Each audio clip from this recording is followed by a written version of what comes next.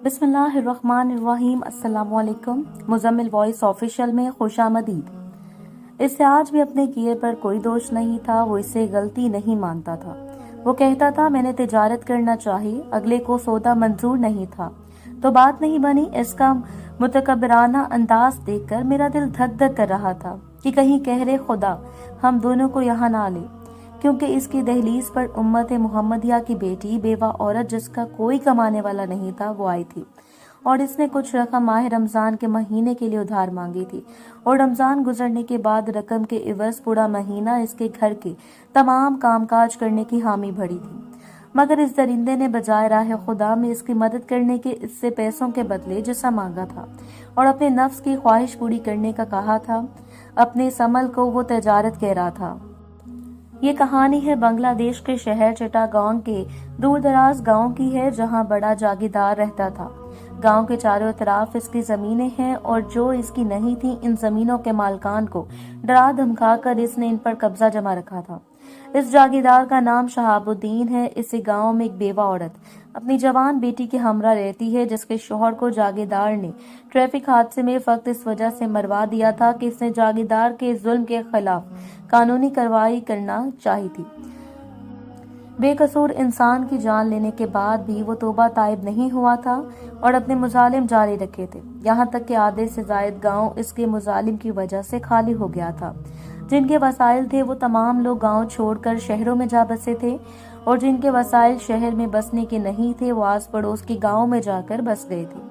अब जागीरदार के गाँव में से वही लोग रह गए थे जिनका खुदा के सिवा कोई सहारा न था। मगर जागीरदार शायद इन लोगों के सहारे की ताकत को भूल बैठा था। जिस शख्स को जागीरदार ने कत्ल करवा दिया था, इसकी बेवा औरत और मासूम बच्ची बाकी रह गई थी। खातून ने मेहनत मशक्कत करके बच्ची को पाल लिया था।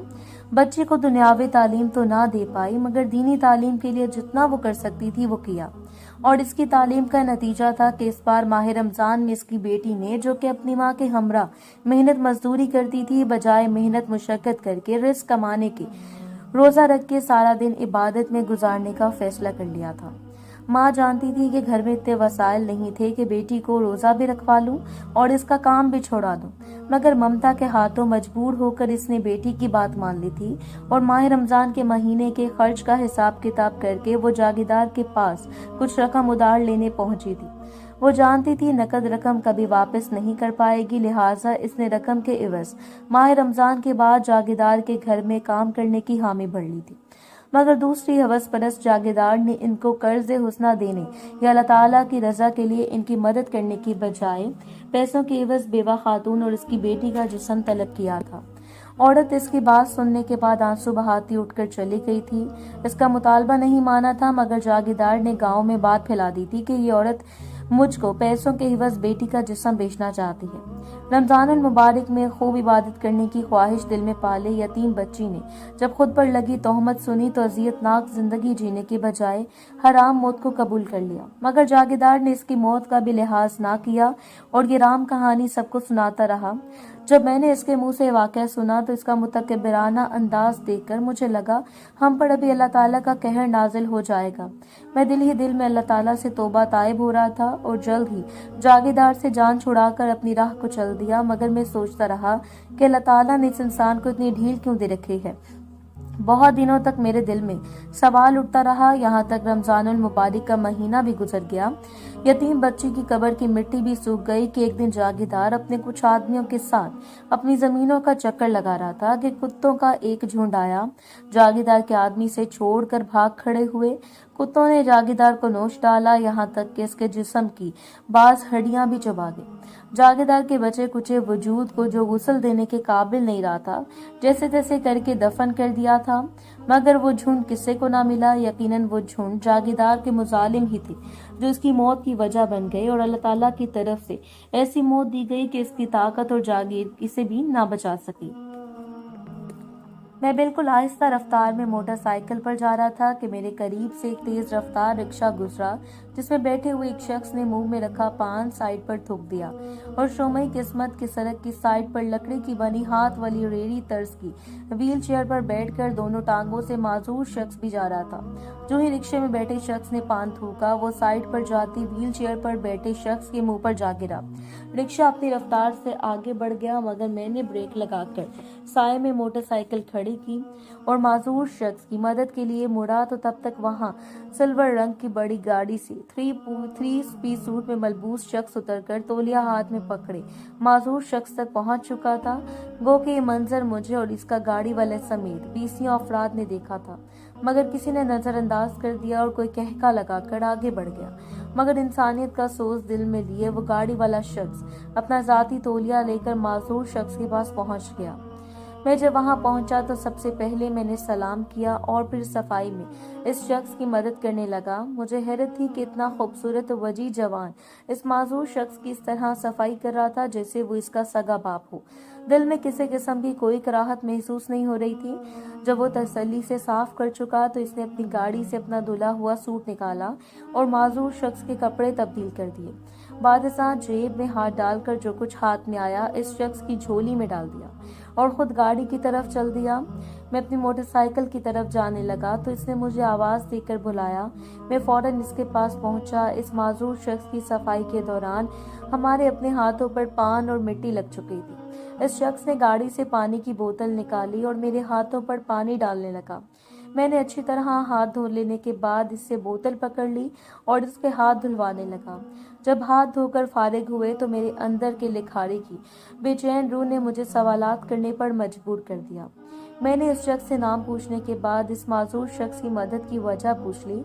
पहले तो इस शख्स ने बहुत गौर से मुझे देखा, जैसे वो मुझसे ऐसे सवालात की तवक्को नहीं रखता था, मगर फिर इसने बताया कि मेरा नाम मोहम्मद मुनीर है, मैं महकमा तालीम से मुंसलिक हूँ, अच्छे ओहदे पर हूँ। इस माजूर शख्स की खिदमत और मदद की खास वजह मेरी माँ है। वो ऐसे कि मेरी माँ वालिदैन की इकलौती औलाद है। मेरी वालदा साहिबा की शादी के बाद 1 साल के अंदर ही मेरे नाना नानी थोड़े थोड़े वक्फे से गुजर गए। वालिदैन के गुजरने का सदमा अभी कम नहीं हुआ था कि वो ससुराल में नंदों और देवरानियों की सियासत का निशाना बनने लगी। मेरे वालिद साहब भी मेरी वालदा साहिबा के बिला वजह ही खिलाफ होते गए। वालदा साहिबा की शादी के 3 साल बाद मैं पैदा हुआ और मेरी वालदा साहिबा ने वालिदैन के गुजरने के बाद पहली और आखिरी खुशी मेरी पैदाइश देखी थी। मेरी पैदाइश के बाद इन्हें कोई खुशी देखना नसीब नहीं हुई। अलबत्ता दुख, तकालीफ, मसाइब और आजमाइशों ने इनकी जिंदगी को इतना मुख्तसर कर दिया कि मेरी तालीम मुकम्मल होने से पहले ही इनकी उम्र पूरी हो गई। मेरी पैदाइश के 4 साल बाद मैं और मेरी वालदा साहिबा कमरे में बैठे हुए थे कि कमरे की छत नीचे आ गिरी। मेरी माँ ने इस सूरत से मुझे अपने नीचे छुपा लिया कि मुझे छत गिरने की वजह से चोट लगना तो दूर, मुझ पर छत गिरने की धूल तक नहीं पड़ी। मगर अफसोस कि मेरी जान बचाने के एवज मेरी वालदा साहिबा की दोनों टांगें जाया हो गईं। रीढ़ की हड्डी पर चोट लगने की वजह से इसे भी नुकसान पहुंचा। तो मेरे वालिद साहब ने जब देखा कि मेरी वालदा साहिबा इनके लिए महज बोझ रह गई हैं, तो इन्होंने मुझे वालदा से जबरदस्ती छीनकर मेरी वालदा साहिबा को तलाक दे दी। तलाक मिलने के बाद कुछ अर्सा मेरी वालदा साहिबा के ननियाल और ददियाल वालों ने इनको अपने पास रखा, मगर फिर इस बोझ को उठाने से इनकार कर दिया और मेरी वालदा अपने घर मुंतकिल हो गई, जहां इनको गांव का कोई न कोई आदमी खाने के वक्त खाना देते रहता था। मेरी वालदा साहिबा को तलाक देकर दूसरी शादी करके मेरे वालिद साहब बहुत कम अरसा जिए और फौत हो गए। मेरी सौतेली माँ ने मुझे रखने से इनकार कर दिया, तो मेरे ददियाल वाले भी ज्यादा अरसा मेरा बोझ नहीं उठा पाए और मुझे मेरी वालदा साहिबा के पास भेज दिया। मैं जब सालों बाद अपनी माँ से मिला तो भी मेरी माँ ने मुझे पहचान लिया और अपने सीने से लगा लिया। पहले पहल तो जब मेरी वालदा साहिबा अकेली थी तो जैसे तैसे भूखे प्यासे गुजारा कर लेती थी, मगर जब मैं आ गया तो इन्होंने रिस्क मेहनत से कमाने का सोचा और बिल्कुल ऐसे एक हाथ वाली रेडी बनवा ली जो इस बुजुर्ग के पास थी। इन्होंने घर में तस्बीह और टोपियां बनाकर बाजार में बेचना शुरू कर दी। अब वो दिन के पिछले पहर से लेकर रात गए तक तस्बीह और टोपियां बुनती, सवाए नमाज और खाने के वक्फे के, जबकि सुबह मुझे नमाज पढ़ाकर मेरी मदद से नाश्ता बनाती थी। मुझे नाश्ता करवाकर अपनी रेहड़ी पर बैठकर मुझे स्कूल छोड़ती और खुद शहर को चल देती। मेरे लिए दोपहर का खाना वो सुबह ही बनाकर जाती, जो मैं स्कूल से आकर खा लेता। मेरा खाना खाते तक वो भी ज्यादातर पहुंच जाती और मुझे पास बिठाकर स्कूल का काम करने में मेरी मदद करती। साथ ही साथ अपना काम भी करती रहती। दुनिया में मेरा वाहिद दोस्त मेरी माँ थी। मैं छुट्टी वाले दिन स्कूल का बस्ता वालदा साहिबा की रेहड़ी पर रखता और इनके साथ बाजार जाता। वो सारा दिन टोपियां और तस्बीह बेचती और माँ पास बैठकर पढ़ता रहता था। जिस कदर मुशक्कत से मेरी माँ ने मुझे पाला है वो याद करके मैं आज भी कहता हूँ कि फक्त खुदा नहीं होता बल्कि माँ क्या नहीं होती। खैर, बात थी रेहड़ी वाले से इस कदर मोहब्बत और शफकत का बर्ताव करने की, तो इसकी वजह ये थी कि जब मैं छुट्टी वाले दिन वालदा साहिबा के साथ बाजार जाता तो रास्ते में कई बार लोगों का थूक, लोगों की उल्टियां, लोगों के मुंह से गिराए गए पान मेरी वालदा साहिबा पर गिर जाते थे और मेरी वालदा साहिबा चुपचाप करके साफ कर लेती थी और अपना सफर दोबारा शुरू कर देती थी।